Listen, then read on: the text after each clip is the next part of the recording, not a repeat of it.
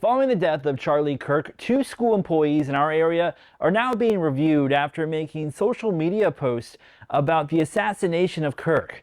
I'm John Hood, and now the state superintendent has put out a warning to all school employees on the implications of making such posts. Over the weekend, Virginia's Superintendent of Public Instruction, Anne Gullickson, sent out this statement about multiple reports of troubling publicly posted comments about the assassination of Charlie Kirk. The statement goes on to say, quote, anyone who would suggest the heinous murder of the father of 2 young children is acceptable should be disqualified from teaching or working with children, end quote. The Virginia Department of Education says school divisions should report incidents of teachers and administrators who have made posts and refer them to the VDOE for licensure revocation. A private employer can, for the most part, have whatever rules it wants against employees. Brad Jacob, a law professor at Regent University, says when it comes to impacts on your job through posts on social media, that the First Amendment technically only stops the government from interfering with your free speech.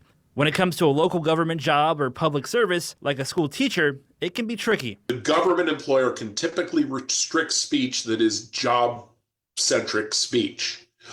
If it's kept separate from the job, let's say a teacher's not in the classroom, and they're not talking about their own job, you're going to get First Amendment protection. But the First Amendment is not absolute.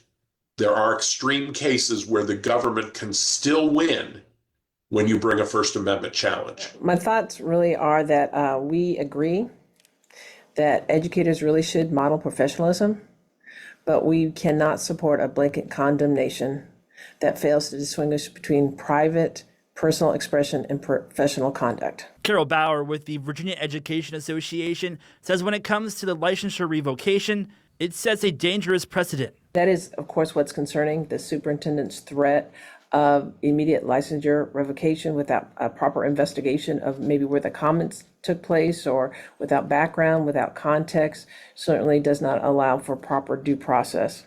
Our team here at News 3 has worked to compile all the social media policies for each school division in Hampton Roads. That information is now on our website at WTKR.com. In the studio, I'm John Hood, WTKR News 3.